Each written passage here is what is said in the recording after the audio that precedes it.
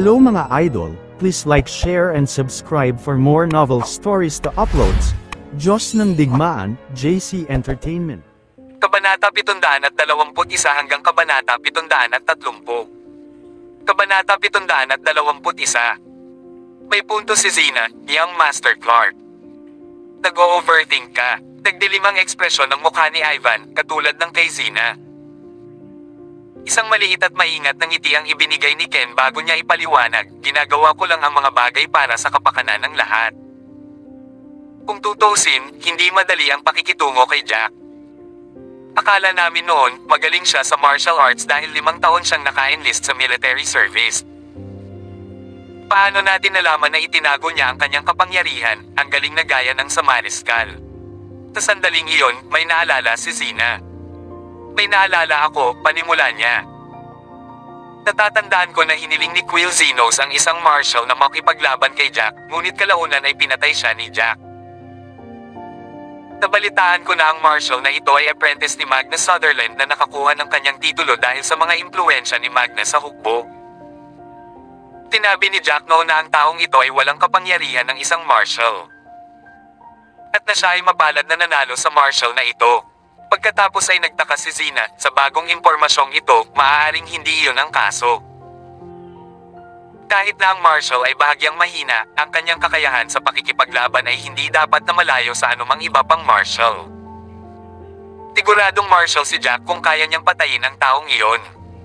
Goodness! Niloko ako ng lalaking iyon para paniwalaan ang mga salita niya. Ang taong ito ay nagtago ng kanyang tunay na lakas. Ulalas ni Neil. Let's recall everything we can confirm. Una, si Jack ay may mga 4 hanggang 500 milyong dolyar sa kanya, at sapat na iyon para sa kanya na mag-host ng isang kaarawan sa Eastfield na nakakapukaw sa lungsod. Nagsayang kami ng pera para gumawa ng libreng advertisement para sa kanya. Pangalawa, ang lakas ni Jack ay may tutumbas sa isang marshal, bagamat nawalan siya ng titulo dahil sa hindi malamang dahilan, kaya itinago niya ang kanyang tunay na pagkatao at lakas. Pangatlo, makatitiyak tayong natupok niya ang lason. Kahit papaano, ang lason ay tila walang nakikitang epekto sa kanya, at kahangahangang malakas pa rin siya. Pagtatapos ni Ken habang nakatingin sa lahat ng tao sa kwarto. Sige, sabihin mo sa akin ngayon. Ano ang susunod nating gagawin? Tinabi mo sa amin na ang lason ay magtatagal bago magkabisa. Kaya't maaaring normal na hindi natin makita ang epekto ngayon, tama ba? Panimula ni Ivan habang inalok niya ang kanyang pagsusuri. Ang mga susunod na araw ang magiging pinakamahalagang panahon, at si Jack ay pisikal na pahihirapan noon. Mabubulok ang kanyang katawan at mamamatay sa sakit. Maaaring normal para sa kanyang kakayahan sa pakikipaglaban na maging pinakamagaling kung susuriin mo ang kanyang kalagayan ngayon. Tinasa ni Ken ang sinabi ni Ivan at tumango siya bilang pagsang-ayo. Ken, mukhang itigil na natin ang paggamit ng mga tao para subukan siya. Kung hindi, mauulit ang nangyari ngayon. Hindi lang kami natalo ng ilang tao sa laban, pero muntik na niya akong matagpuan. Ito ay talagang hindi katumbas ng halaga. Hintayin na lang natin na mamatay si Jack sa kaarawan ni Selina. Tumango rin si Neil bilang pagsang-ayon. Pumayag. Siya ay nalason at isang namamatay na tao. Hindi natin siya kailangang bugbugin para mailabas ang mga frustrations natin. Kung tutusin, kung malakas pa siya, malaking kawalan lang ang mararanasan namin. Huwag din nating kalimutan na ang kanyang lalaki ay talagang mahusay sa pagpaplano ng mga bagay, at ikaw mismo ang nagsabi na ang kanyang mga bodyguard ay medyo malakas. Maghintay na lang tayo ng 20 araw pa. Sumimsim si Zina ng kanyang red wine, at ang kanyang mga labi ay pumulupot sa isang ngisi. Akala ko, walang kwentang manugang ang lalaking ito, pero hindi ko akalain na ganoon pala siya katalino at paglalaruan kami na parang mga fiddle. Swerte namin, nakainom siya ng lason. Kung hindi, hindi namin siya ibababa kahit na magkakasama kaming lahat. Oo, tama. Halos may nakalimutan ako. Maya-maya ay may naalala si Ivan at nagliwanag ang kanyang mga mata. Gafon, he boasted. Kahit may pera si Jack para bigyan si Selina ng isang city-stirring birthday party, wala siyang aidudulot kundi kahihiyan sa sarili niya. Kabanata 722. Walang dinadala kundi kahihiyan sa sarili niya. Ano ang pinagsasabi mo? Pwede naman siyang mag-host ng bonggang birthday party kung may pera siya, di ba? Bakit ito magiging kahihiyan para sa kanya? Parehong natigilan sina Ken at Neil sa biglang pagsabog ng kumpiyansa ni Ivan. Tawa ng tawa si Ivan bago sumagot, ikakasal na kasi yung isa kong pinsan. Kilala niyo ba si Cecilia? Ikakasal na siya sa young master ng Gold family. Huwag pansinin ang iba pang mga detalye, ngunit si Cecilia ay gaganapin ang kanyang hapunan sa kasal sa parehong araw ng kaarawan ni Selena. Ang isa ay kasal, ang isa ay isang birthday party lamang.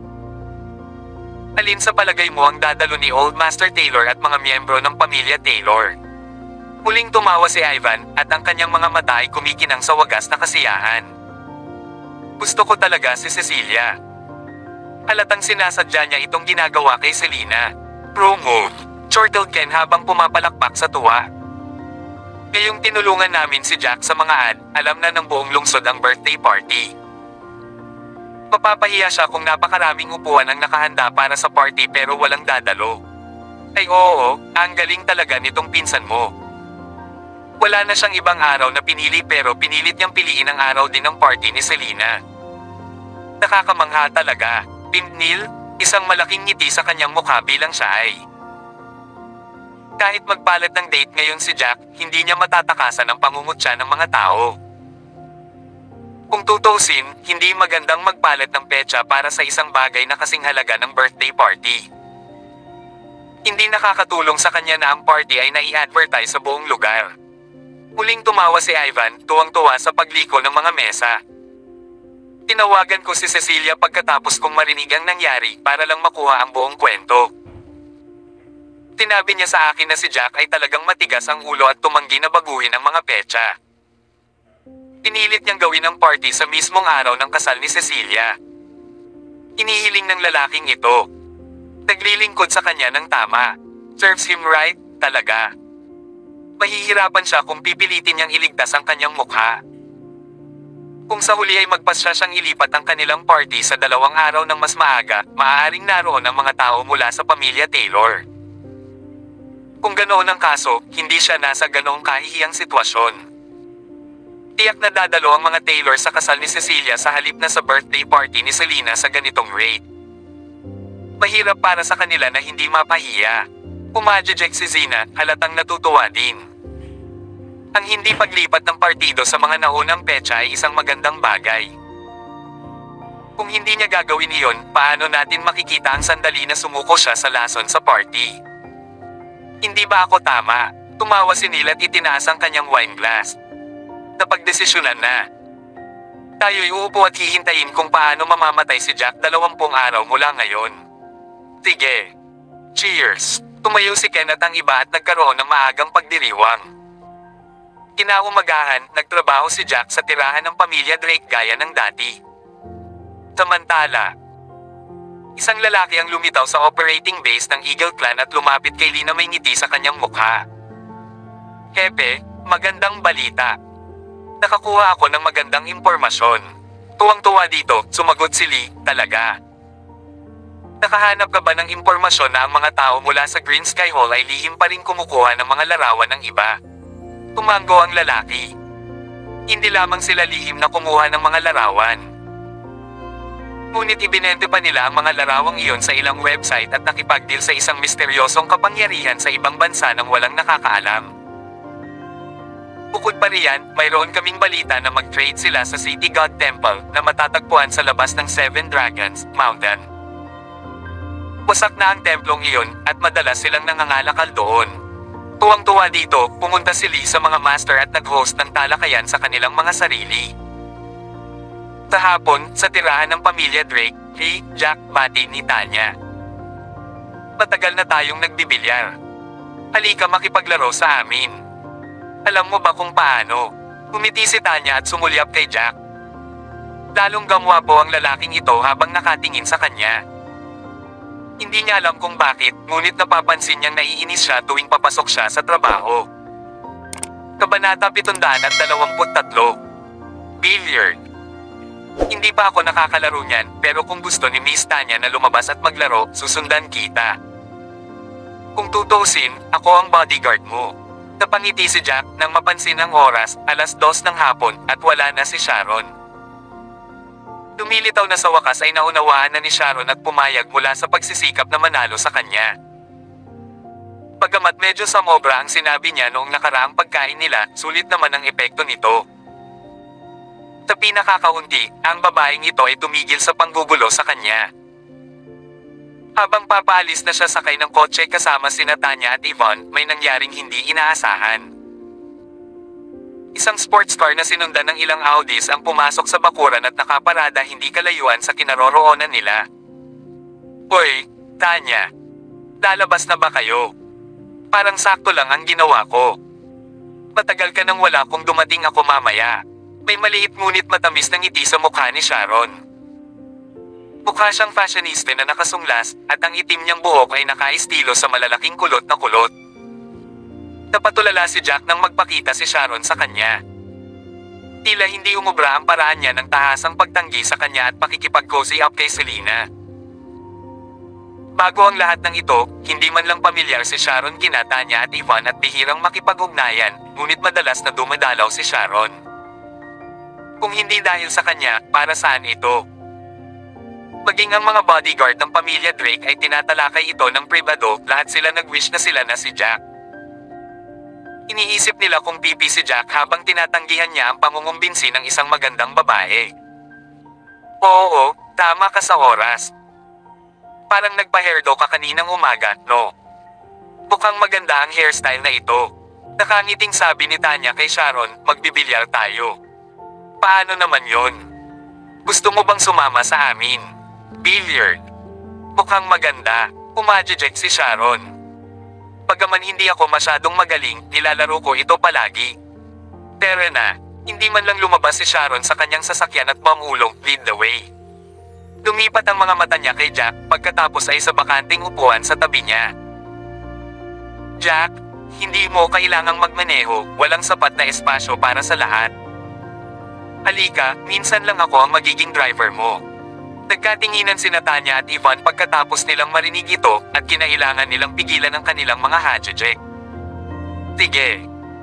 Dahil hindi ako inaayawan ni Miss Sharon, tatanggapin ko ang iyong alok. Umiti ng mapait si Jack. Dahil ginawa niya ang imbitasyon, tila masyadong biglaan ang pagtanggi sa kanya. Bukod pa riyan, hindi ba mukhang masyadong duwag kung hindi man lang ito uupo sa tabi niya? Tuwang-tuwa si Sharon nang makitang pumayag si Jack sa kanyang mungkahi. Nang makapasok na si Jack, sumunod si Sharon sa kotse ni Tanya at Yvonne na unang umalis. Jack, maganda ba ang hairstyle ko? Hindi napigilan ni Sharon. Kailangan niyang tanungin siya habang sinusulyapan siya mula sa gilid ng kanyang mga mata. Sa pagkawala ng mga salita, si Jack ay sumagot lamang, mukhang maganda. Ang galing. Walang mas mahalaga kaysa sa pakiramdam mo na mukhang maganda ito. Sa sandaling iyon, naramdaman ni Sharon ang mga paru-paro sa kanyang tiyan. Kabanata 724. Hindi nagtagal, ilang sasakyan ang nakaparada sa labas ng isang magarbong mukhang mall.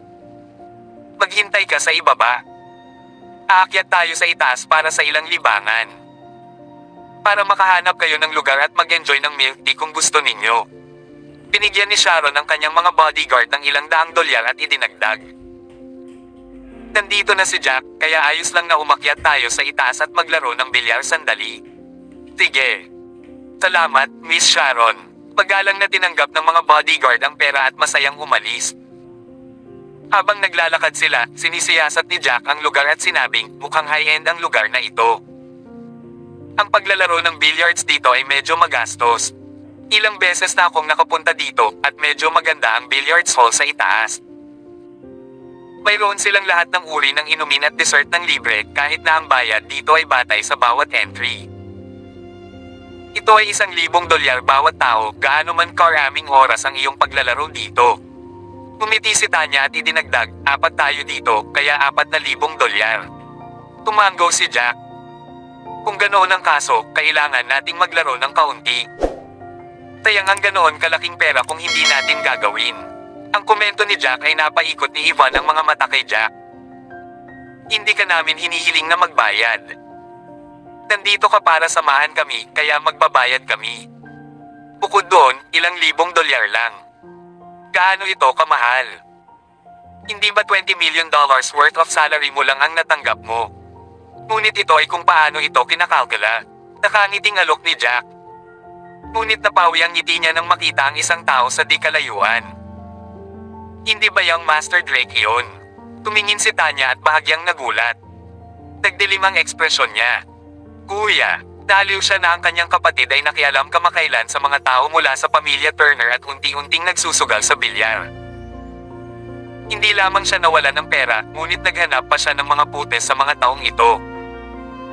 Kung magpapatuloy ito, mapahamak siya tulad ng mga taong iyon. Samantala, Efsik, natalo na naman ako. Ulalas ni Timothy. Pagpasensyahan mo na at dahan-dahan, young Master Drake. Ang iyong mga kasanayan ay naging mas mahusay. Hindi ba ako natalo sa iyo noong huling laro? Ang lalaking may cue stick na nakatayo sa tapat ni Timothy ay tumawa at idinagdag. Bukod doon, ang 10 milyon bawat round ay abot kaya pa rin sa iyo, tama ba young Master Drake? Inailan ni Timothy ang kanyang kwelyo at sinabing, walang halaga ang 10 milyon, kayang-kaya ko yan. Maliit na halaga iyon sa akin. Lumapit siya, kumuha ng bote ng inumin at nagsimulang uminom. Pagkatapos ng malalaking gulps, ungol niya, syempre, natural lang na malungkot ako dahil natalo ako sa isang laro na muntik ko nang manalo. 10 laro na kami ngayon at 2 lang ang napanalunan ko. Galit na galit ako. Pumalaklak ang lalaki at pinaalalahanan si Timothy, 10 laro na. Ginagawa namin ang pagbabayad isang beses bawat 10 laro. Dahil 6 na laro pa akong nanalo, 60 milyon na iyon, young Master Drake. Bahagyang kumaibot ang sulok ng bibig ni Timothy bago niya inilabas ang kanyang cellphone. Huwag kang mag-alala, ililipat ko ang pera sa iyo ngayon. Kabanata 725. Maglalaro pa ba tayo? Tinanong siya ng lalaking nasa tapat ni Timothy kung tapos na ang kanilang laro para sa isa pang round matapos niyang matanggap ang pera. Tila nagdedeliryo, mariing sumagot si Timothy, oo naman. Gawin natin ang isa pang 10 laro. Hindi ako kontento hanggat hindi ako nananalo ng mas maraming laro kaysa sa iyo. Sa pagkakataong iyon, may ibang nakapansin sa pagpasok ni Tanya at ng kanyang kumpanya sa billiards hall. Hoy, may ilang anghel tayong dumarating dito. Hindi maitago ng isa sa mga lalaking nakatayo sa tabi ng billiards table ang kanyang ngiti. Agad na nilinggan ni Timothy si Tanya at ang iba pa, at mamulong siya, Tanya. Bakit siya nandito? Buong araw din siyang naglalakad kasama ang bodyguard na ito. Tersh. Iniisip ng matandang Panginoon at ng iba pa na ang taong ito ay, sa pinakakaunti, isang hari ng digmaan. Lest to be known, inamin niya na isa lang siyang head commander na walang token. Hindi ko talaga maintindihan kung bakit ganoon kataas ang sweldo nila bilang bodyguard. Ang lalaking naglalaro ng billiard sa tabi ni Timothy ay isang young master mula sa isang third class na arrest. Pokratikong pamilya. Ang kanyang pangalan ay Leo Turner at mahusay na kaibigan ni Michael Wilson. Hindi niya maiwasang mapangiti nang marinig niya ito at pumunta sa tabi ni Timothy. Young Master Drake, may simpleng solusyon. Bodyguard lang siya at kailangan lang nating mag-isip ng paraan para laruin siya. Humingi siya ng laro sa akin at tingnan kung paano ko siya mapaparusahan. Tumawa si Timothy at sumagot, maganda kung magagawa mo iyon. Boy, hindi ba ito Miss Tanya? Oh, andito rin si Miss Sharon. Bihira lang yan. Agad namang umaban si Leo para batiin si Tanya at ang grupo nang makitang papasok sila. Hindi siya sinagot ni Tanya nang masama ang tingin nito sa kanya. So ikaw ang nagdala sa kapatid ko para magloko. Umisi siya. Ano bang pinagsasabi mo, Miss Tanya? Anong ibig mong sabihin sa kalokohan mo? Napatingin si Leo sa 3 magagandang babae sa kanyang harapan na may ngiti sa kanyang labi at maingat niyang nilunok ang kanyang laway. Ang 3 babaeng ito ang kinahuhumalingan ng maraming mayayamang young master sa kasalukuyan. Tiyak na maiinggit ang mga tao sa kanya kapag nagawa niyang pakasalan ang isa sa kanila. Nagpunta ito lalo na para kay Miss Tanya at Miss Sharon, sila ay nagkaroon ng mataas na ranggo pagkatapos ng lahat. Kung nagawa niyang pakasalan ang mga ito, ikakasal siya sa itaas ng kanyang katayuan. Bagamat pinsan lang ni Tanya si Yvonne, mas sexy pa ang figure nito. Ito lang ay sapat na para mabaliw ang mga lalaki sa kanya. Hindi kayo nagtatrabaho. At naglalako iyan sa libro ko. Hindi man lang nag-abala na aliwin ang lalaki, niliinggan niya si Timothy at iginiit, dapat iwasan mong pumunta sa mga malilim na lugar kasama ang mga taong ito.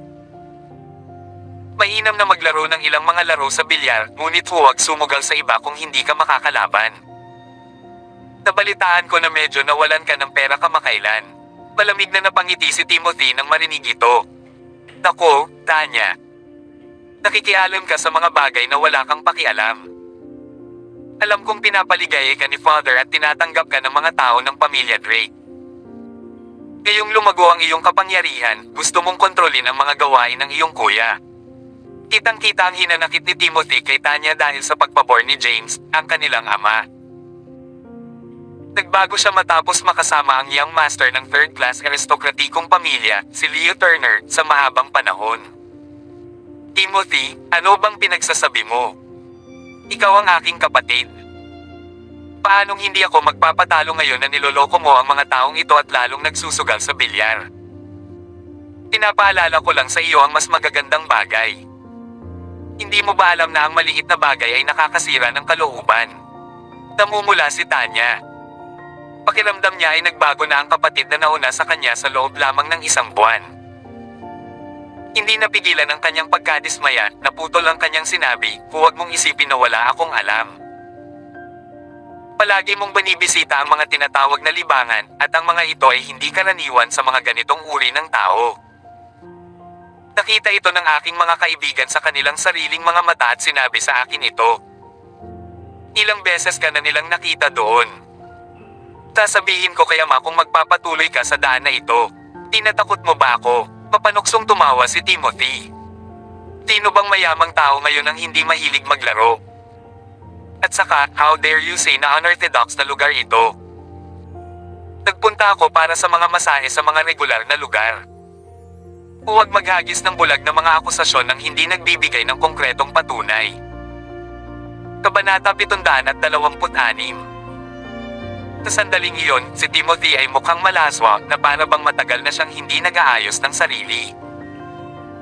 Mukha siyang walang kwenta sa unang tingin, walang malapit sa hitsura niya noon. Pamigat si Tanya ng pagkadismaya nang makitang ganito ang kapatid. Ang kanyang kapatid na lalaki ay nakikisalamuha sa mga kabataang lalaki na nauna sa kanya, lahat ay mula sa ikatlong klase ng mga aristokratikong pamilya o mayayamang pamilya. Ngayon, pagkatapos ng 1 o 2 buwan, parang ibang tao na siya. Napansin ni Sharon na nag-aayos na ang magkapatid. Agad siyang humakbang at nagplaster ng ngiti sa kanyang mukha habang nagsasalita, huwag mo siyang pakialaman, Tanya. Ang mga lalaki ay may kanya-kanyang paraan ng pag-alis ng stress. Maglaro na lang tayo ng bilyar. Hindi ka ba magaling dito? Maglaro tayo ng isang round. Sige na. Tinapik ni Tanya ang namumuong galit sa loob niya, sinusubukang aliwin ang sarili. Baka nag-overthink siya dito, baka hindi kapatid niya ang lalaking inaakala niya. Siguro pinapasaya lang niya ang sarili niya sa kasiyahan. Siguro hindi siya katulad ng iba. Ang gandang kapatid mo, tama. Dapat ay maganda ang pagkakaroon ng isang maliit na kapatid na babae na nag-aalaga sa malaking kapatid na lalaki. Baka siya na ang mag-aalaga sa pamilya Drake sa hinaharap. Ang kasama ni Leo ay nagsimula na ring ikurba ang kanyang mga labi sa isang malupit na ngiti. Hoy ikaw! Nagbibilyar ka. Sa sandaling ito, inilagay ni Leo ang cue stick sa gilid at tinanong si Jack. Tumingin si Jack sa paligid niya bago tuluyang itinuro ang sarili. Tinatanong mo ba ako, sir? Tanong niya. Tama iyan. Ikaw ang walang kwentang manugang na lalaki mula sa pamilya Taylor, tama ba? Talagang nagkaroon ka ng gintong bumagsak sa iyong kondongan na makapag-asawa ng isang dilag tulad ni Selena Taylor. Ang ganoong uri ng swerte ay magpapainggit sa sinuman. Naglabas si Leo ng sigarilyo at sinindihan ito at idinikit sa bibig. Oo naman.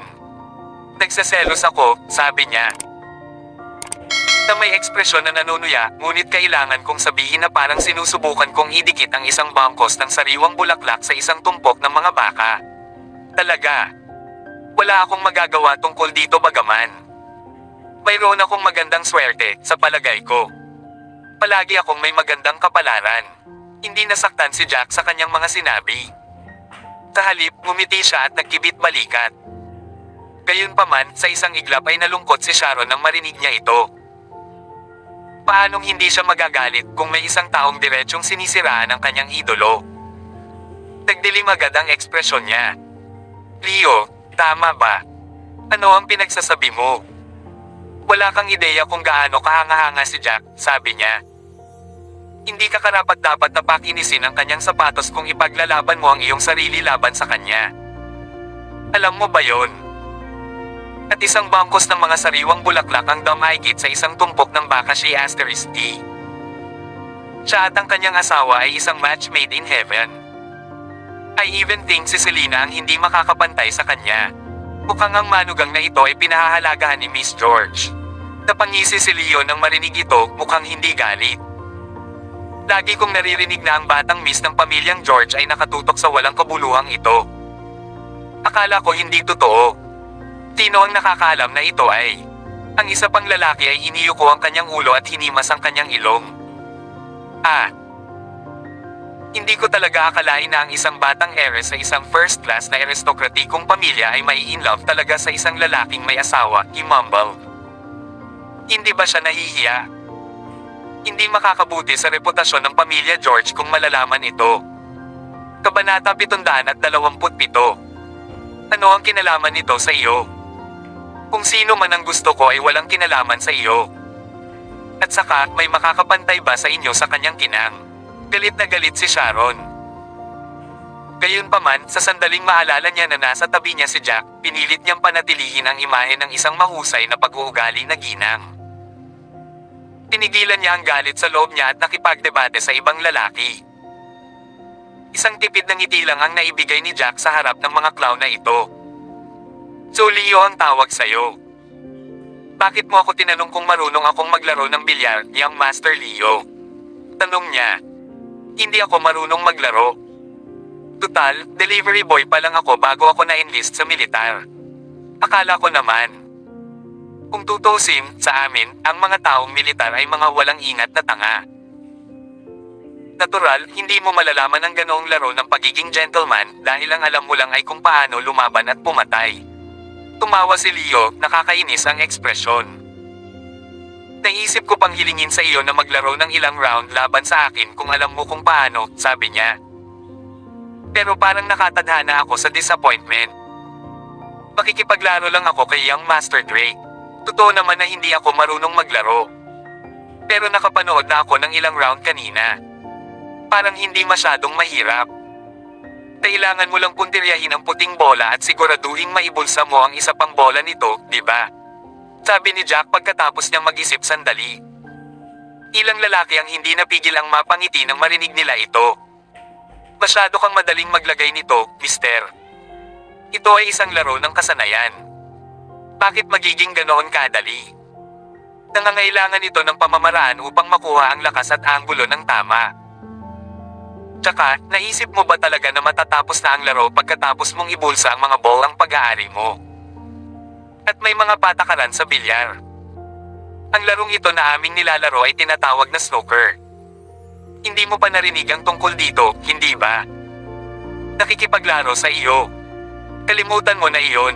Isang lalaking diretso lang ang humagalpak ng tawa.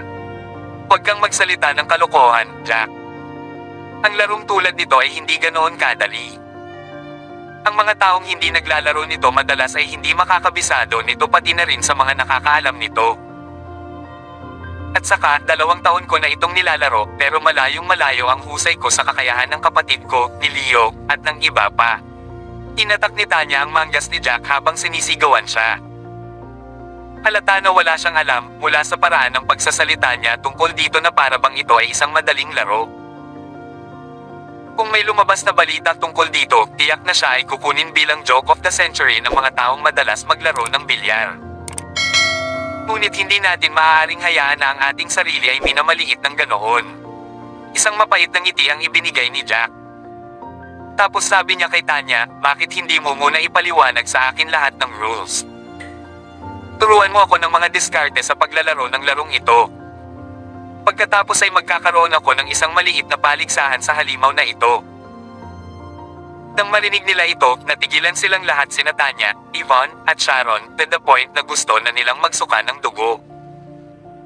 Hindi alam ng Punk na ito ang mga patakaran, at gusto pa rin niyang maglaro laban kay Leo. Ito ay halos isang throwaway na laban. Wow! Wow! Wow! Narinig niyo ba yon? Narinig mo naman yun, di ba? Hindi nga alam ng Pieng na ito ang rules ng laro. Hindi niya alam kung aling mga bola ang unang ibulsa, at kung aling mga bola ang susunod pagkatapos. At gayon pa man ay gusto niya ng laban sa akin. Naramdaman agad ni Leo na nakakatuwa nang marinig ang mga katagang iyon. Nagsimula na ring tumawa ang mga kaibigan niya. Isa pang young master mula sa isang mayamang pamilya ang nagsabi kay Jack, hayaan mo akong sabihin sa iyo ito, Pump. Ang ating young master Leo dito ay makakapagbulsa ng 70 hanggang 80 puntos sa isang upuan kapag siya ay nasa magandang forma. Tinaguri ang Prince of Billiards pa nga siya. Kakaunti lang dito ang makakalaban niya. Hindi ka pa nakakalaro noon at gusto mong makipaglaro laban sa kanya. Niloloko mo ba ako? Nang marinig niya ito, lumingon si Jack kay Timothy. Kung ganyan ang lagay mo, sinasabi mo bang tulala rin si young Master Drake? Kung tutusin, si Leo ang prinsipe ng bilyar, ngunit naglakas loob pa rin si young Master Drake na makipaglaro sa kanya. Hindi ba obvious na natatalo siya? Ikaw, galit na galit si young Master Drake. Ang handgal na Punk na iyon ay sapat na matapang na tawagin siyang tanga. Agad na tumigas ang ekspresyon niya. Ang F-sick na sinasabi mo, Jack, tinabi niya. Ikaw ang bodyguard ng pamilya Drake. Nangangahulugan din na ako ang iyong Panginoon. At naglakas loob ka na magsabi ng ganyan sa akin. Hindi ka ba natatakot na matanggal sa trabaho? Kabanata 728. Akala niya ay matatakot na si Jack kapag sinabi niya iyon.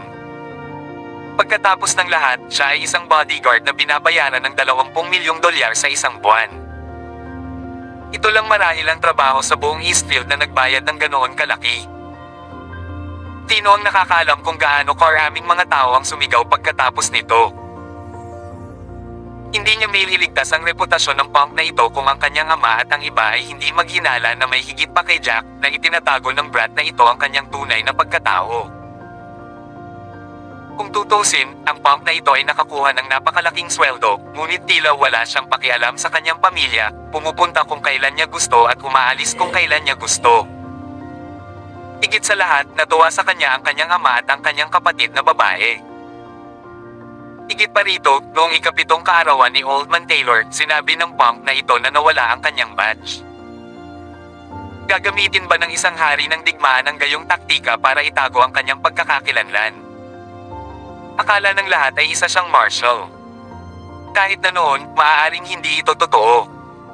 Hindi ako natatakot sa mga salitang ganyan. Akala mo ba gusto kong maging bodyguard para sa pamilya mo? Kung hindi tinulungan ng pamilya mo ang pamilya ko, at kung hindi mo tinulungan ang asawa ko na makahanap ng trabaho, wala akong interes na maging bodyguard ng pamilya mo. Umalaklak si Jack. At saka, si Miss Tanya ang nagbigay sa akin ng trabaho, walang pakialam niyang sabi. Wala kang masabi dito. Ikaw, halos nasusunog si Timothy. Ang Punk na ito ay talagang naglakas loob na magsabi ng ganoon sa harap mismo ng kanyang mga kaibigan. Walang pakialam si Jack na mapahiya siya. Hinailan ni Leo si Timothy, napansin niyang umuusok siya mula sa tenga. Hoy, bakit ka naaawa sa isang bodyguard gayong ikaw ang young master ng pamilya Drake? Paalala niya sa ibang lalaki. Sino ka, at sino siya? Paano siya may kukumpara sa iyo? Pinunasan ni Timothy ang mga manggas ng kanyang kamisete at inayos ang sarili. Well, tama. Hoy Punk, sabi mo madali lang ang bilyaran di ba? Kung gayon bakit hindi ka makipaglaro sa akin? $10 milyong bawat round. Anong masasabi mo? Dahil masyado kang gangho tungkol dito, maglakas loob ka bang makipaglaban sa akin? Palagi kaming naglalaro ng 10 milyong dolyar kada round. Wala akong interes sa isang pusta na mas maliit kaysa doon. Ang mga tampok ni Leo ay nabaluktot sa isang nakakaakit na ekspresyon habang kausap niya si Jack. Sa tingin ko ay dapat mo na lang itong kalimutan, isang karaniwang tao na tulad mo na nagsisikap na maglaro ng isang laro ng isang ginoo na tulad nito. Bakit hindi? Ngunit hindi ako interesado sa isang taya ng 10 milyong dolyar bawat round. Kung maglaro tayo ng malaki. 100 milyon kada round. At maglaro tayo ng 10 round. Maglakas loob ka bang gawin ito? Walang inaasahang sisigot si Jack pagkatapos niyang marinig iyon na humalaklak. Gusto lang ni Leo na pukawin si Jack sa galit. Hindi niya akalain na talagang tatanggapin niya ang taya at hindi lang iyon, iminungkahi pa niyang itaas ang taya sa 100 milyong dolyar kada round. Baliw ka ba, Jack? Nagulat ang gulugod ni Tanya. Hindi ka basta-basta papayag dyan kahit na pinagpustahan mo ang pride mo. Protesta niya. Hindi ka pa nakakalaro ng bilyar. Paano mo siya matatalo? Oo. Sobra na ang 100 milyong dolyar kada round. Kung hindi ka kumbinsido dyan, ibaba mo lang ito sa 10 milyong dolyar kada round. Magkakaroon ka pa ng pagkakataon na makipaglaro sa kanya. Ivan also chimed in to advise him, at saka, halata naman na gusto kanyang umangat. Hindi mo ba nakikita iyon? Tama iyan. Huwag kang sangayon dyan, Jack. Huwag kang tumaya sa kanya, sabi din ni Sharon. Gayunpaman, walang pakialam si Jack sa kanilang mga protesta. Anong masasabi mo? Sabi niya kay Leo. Tapat ka bang matapang na makipaglaro sa 1 bilyon sa mesa? Nakangiting sagot ni Leo, seryoso ka ba, Pieng? Sigurado. Ngunit talagang pinaghihinalaan ko na wala kang ganoong kalaking pera sa iyo ngayon. Huwag mo akong alalahanin. Pag-alala ka lang sa sarili mo. Kung hindi ako makabayad sa dulo, puputulin ko na lang ang kamay ko at ayalay ko sa iyo. Paano kung ganoon? Sabi ni Jack na malamig na ngumiti. Hindi man niya ito nilalaro noon, kanina pa niya ito pinagmamasdan mula sa malayo. Pakiramdam niya ay hindi ito masyadong mahirap. Ang tanging bagay ay hindi niya alam ang mga patakaran ng laro. Sigurado. Ngunit hindi mo pa rin alam ang mga patakaran. Paano ito? Magpapalabas kami niyang Master Drake ng libreng palabas para sa iyo. Tumayo ka lang sa gilid at panoorin kaming maglaro. Ipapaliwanag namin ang laro habang nagpapatuloy kami. Paano kung ganoon? Kabanata 729. Nakangiting kausap ni Leo si Jack. Sige. Mas mabuting siguraduhin mo ito. Hindi kita bibitawan kung hindi mo kayang maglabas ng ganoong kalaking pera sa pagtatapos ng lahat ng ito. Sumang-ayon si Jack, tumango. Sa halip ay ngumiti si Leo. Marami na akong panalo lately. Mayroon akong hindi bababa sa 500 milyon sa aking balanse sa kredito ngayon. Hindi ako naniniwala na matatalo mo ako ng higit sa 5 beses sa loob ng 10 laro. Anyway, kung gusto mong manalo ng higit sa 5 laro sa 10 round, kailangan mong manalo ng hindi bababa sa 8 at matatalo ng 2. Kung manalo ka ng 7 at matalo ng 3, makakakuha ka lang ng 400 milyong dolyar. Umisi ang isa pang lalaki. Higit pa rito, halos imposible para sa isang tulad mo na manalo dahil hindi mo pa ito nilalaro sa buong buhay mo. Napaisip naman si Sharon, saka siya nagtakip ng ngipin at tumayo. Jack, hindi mo basta-basta mapuputol ang braso mo kung hindi mo kayang magbayad. Kung hindi mo kayang bayaran, tutulungan kitang magbayad.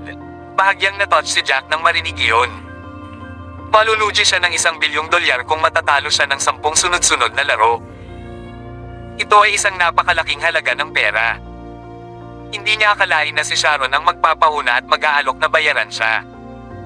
Napag-isipan mo na ba? Tumingin ng diretso sa kanya si Jack at nagtanong.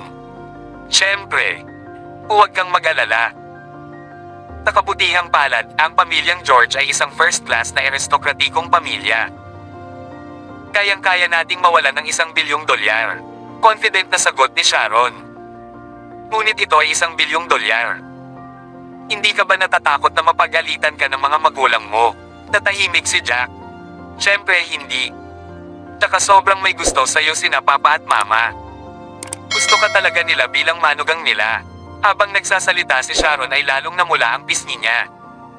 Hindi niya maiwasang iyuko ang ulo dahil sa kahihiyan. Ngunit syempre, ang isang babaeng mapagmahal ay hindi lohikal. Isang malalamig na ngiti ang ibinigay ni Timothy. Ngunit ngayong nakatayo na ang young Mistress George at nag-aalok na kunin ang bayarin para sa punk na ito, hindi na kailangang mag-alala si young Master Turner na hindi na makuha ang kanyang pera. Wala namang silbi ang kamay niya, tama ba ako? Siyempre. Ang $1 bilyong ay higit pa sa isang kamay mula sa piyenk na ito. Napatawa si Leo, pagkatapos ay sinimulan na niya ang laro. Tingnan mong mabuti, piyenk. Ito ay tinatawag na break-off shot. Ipinaliwanag ng dalawa ang lahat kay Jack habang naglalaro sila. At pinagmasdan silang mabuti ni Jack kung paano kontrolin ang laro ng kalaban, kung paano ipoposisyon ang bola, bukod sa iba pang mga bagay.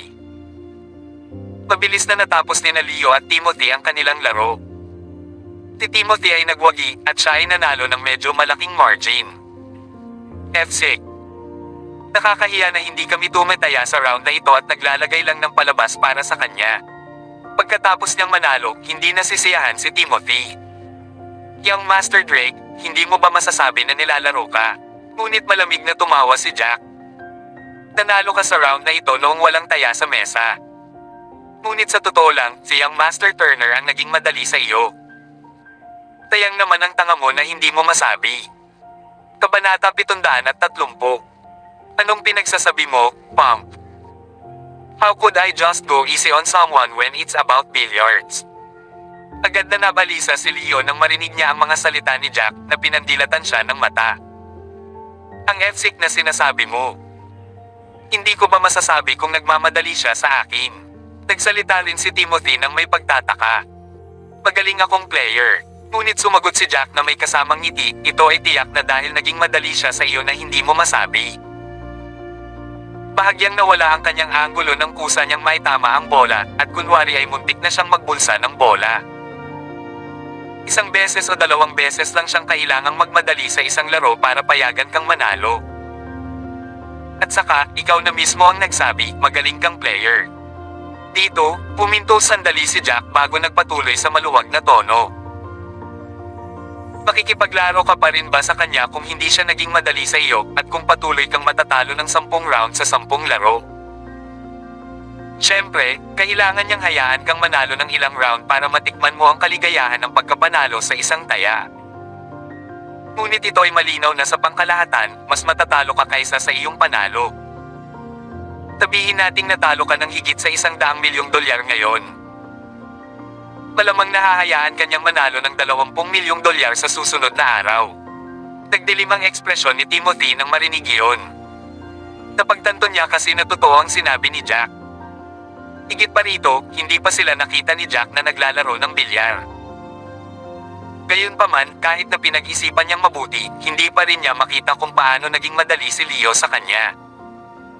Anong **T pinagsasabi mo? Ang malas ko lang mas natalo ako, yun lang. Minsan talaga medyo nababaliw na ako sa laro ko.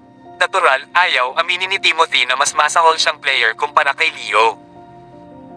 Ito ay dahil sa pakiramdam niya na siya ay medyo sanay sa laro at halos kapantay ni Leo. Kung si Leo ay talagang naging madali sa kanya ng madalas, hindi ba iyon nangangahulugan na ang kanyang kaibigan ay malayo, mas malakas kaysa sa kanya? Mas gugustuhin niyang maniwala kay Leo at sa iba pa kaysa mawala ng mukha sa bagay na ito. Bukod dito, walang ebidensya si Jack para suportahan ang kanyang mga claim. Nagmamalaki lang siya. Posibleng sinusubukan lang ni Jack na gumuhit ng lamat sa pagitan nila, kaya't sinabi niya ang isang bagay na ganoon. Tama iyan. Natural lang na manalo ng ilan at matatalo kapag naglalaro ng bilyar, pump. Magkaibigan kami ni young Master Timothy. Paano na lang natin magagawa ang bagay na iyon sa kanya? Agad ding nagsalita si Leo. Pagkatapos niyang sabihin iyon, natakot siya na baka makita ni Jack ang kanyang pandaraya, kaya mabilis niyang inibo ang topic, cut the crap pump. Naglalaro pa ba tayo? Maglalaro tayo ng $100 milyong kada round para sa 10 round. At hindi ka maaaring sumuko sa kalahati. Halimbawa, hindi mo masasabi na gusto mong mag-withdraw pagkatapos mong matalo ang isang round. Ang ibig sabihin ng pag-withdraw ay automatiko kang susuko sa natitirang 9 na round, at kailangan mo pa rin akong bayaran ng $1 bilyong. Nakuha ko. It's sobrang obvious na binubuli mo si Jack dahil bago lang siya dito. Sa sobrang galit ni Sharon ay natapakan niya ang kanyang paa sa lupa. Upstart talaga si Leo. Naglalagay sila ng taya na $10 bilyong, $10 buong bilyong. Ito ay hindi lamang isang regular na halaga ng pera para sa isang third class na aristokratikong pamilya. Pinubuli ko siya. Ang F-sick na sinasabi mo. Iminungkahi ko noon na maglaro ng $10 milyong kada round. Ito ang manugang na lalaki mula sa Taylors na nag-claim na ang 10 milyon ay masyadong maliit na itinaas ito sa 100 milyon. Sa totoo lang, hindi pa ako nakapaglagay ng ganoong kalaking taya. Siguradong magiging exciting ito, natatawang sabi ni Leo kay Sharon. Agad na lumapit si Jack at pumili ng cue stick. Tapos naglakad siya papunta kay Leo. Hindi ka pa naglagay ng ganoon kalaking taya noon. Kung gayon, umaasa ako na hindi ka matatakot sa mga numero na hindi mo magagawa sa iyong pinakamahusay na anyo mamaya. Napakatakot na nagsimulang manginig ang iyong mga kamay. Nagsimulang magtawanan ng mga lalak. Ay sa lugar. Ito ang unang pagkakataon na tumugtog ang pump na ito. Napanood niya lang silang maglaro ng isang round ng bilyar at ngayon lang niya nalaman ang mga patakaran. Ito pa nga ang unang beses niyang humawak ng billiard cube at talagang naglakas loob siyang magsabi ng ganoon sa Prince of Billiards. Dapat ka bang mag-break o magkakaroon ako ng mga karangalan? Nakangiting tanong ni Leo kay Jack. Mauna ka na. Salaitan tayo sa break. Tagot ni Jack pagkatapos niyang isipin iyon. Please subscribe and hit the notification bell for more novel stories. JC Entertainment.